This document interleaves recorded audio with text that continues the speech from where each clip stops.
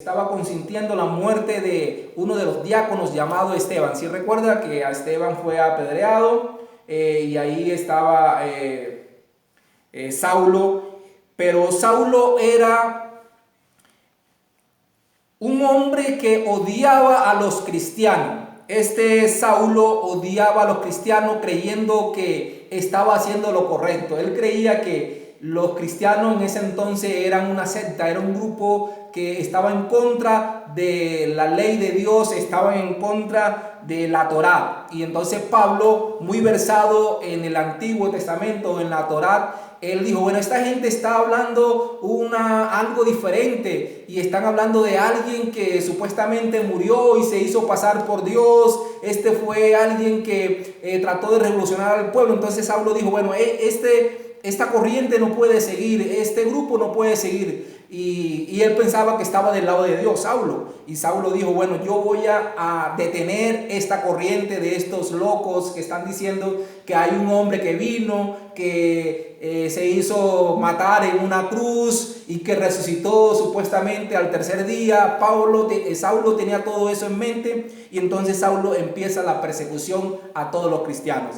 Y en el capítulo anterior que estuvimos leyendo nosotros, el capítulo 8, dice que Saulo se dedicó de ir a casa en casa, entraba a casa donde estaban los cristianos reunidos y los azotaba. Saulo empezó a herir a los cristianos, a maltratar a los cristianos, dice la Biblia.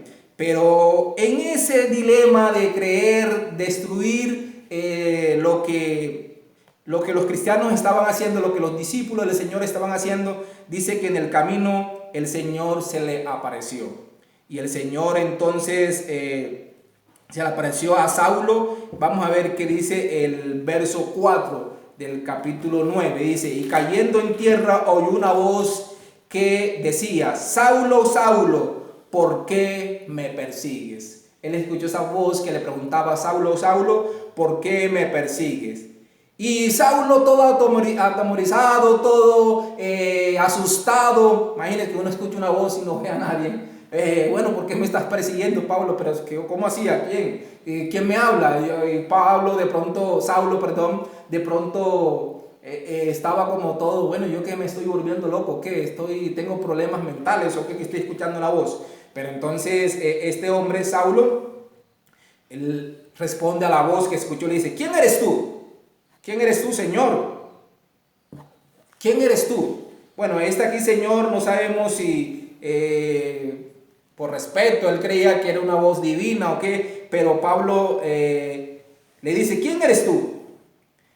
Y escuchamos que el Señor responde en el capítulo 5, en el verso 5, le dice, y le dijo, yo soy Jesús. Mire, el mismo Jesús se le presenta a Pablo, a quien tú persigues, dura cosa te es dar cosas contra el aguijón.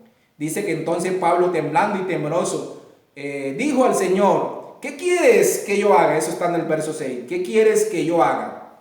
Entonces la pregunta que le hace Saulo al Señor Jesús, ¿qué quiere que yo haga? El Señor le dijo.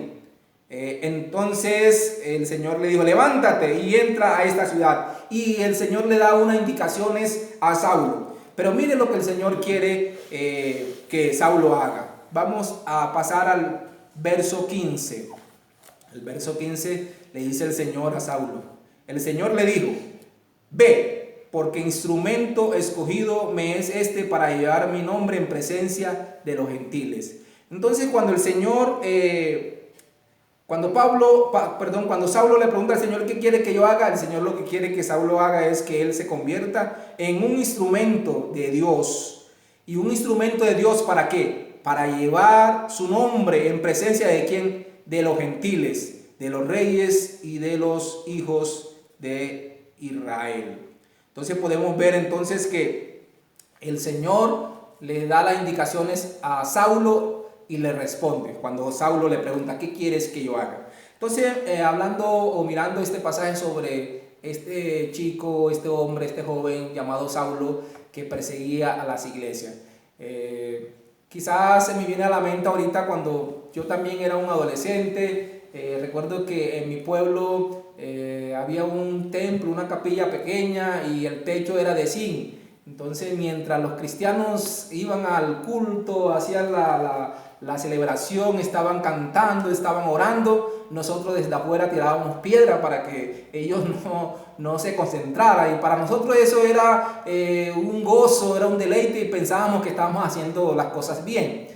Pero resulta que el Señor nos estaba viendo y el Señor nos estaba mirando que no estábamos haciendo las cosas bien, sino que estábamos persiguiendo también al pueblo de Dios, estamos atormentando al pueblo de Dios. Y lo más curioso del asunto fue que así como el Señor se le presentó a Saulo, también se me presentó a mí. Alguien me habló del Señor Jesús y yo después entré también a esa capillita, a ese templo con techo de zinc. Y también empezaron a hacer conmigo lo que yo hacía con ellos. Mientras yo estaba cantando y estaba orando, concentrado, también escuchaba el golpe de la piedra sobre el techo y también me alarmaba. Y yo comprendía que a veces uno hace las cosas por ignorancia, así como lo hacía Pedro. Pero lo importante de todo esto es que el Señor convierte a Pedro en un apóstol. Y Pedro más adelante fue el que llevó el evangelio a todos los gentiles, o sea, los que no hacían parte del pueblo de Dios. El Señor siempre llama a las personas con un propósito. Y al final del capítulo 9 vemos otros acontecimientos que ya de pronto no hablan de Pedro, sino que entonces, no hablan de Saulo, sino que hablan de Pedro entra en acción. Aquí dice que entonces Pedro hay una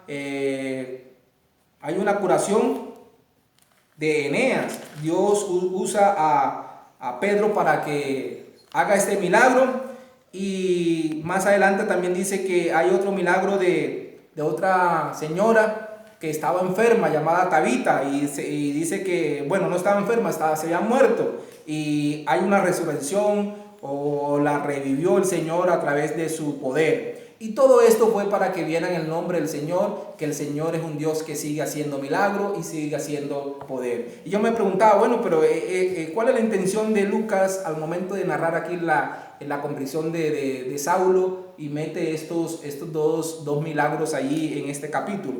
Y es que Lucas está diciendo es que muchas veces hay personas que no creen por la palabra, pero el Señor se manifiesta a través de las obras. El Señor se manifiesta a través de los milagros, a través de las señales, para que los que no creen puedan creer en el Señor. Bueno, muy bien, con esto en mente, entonces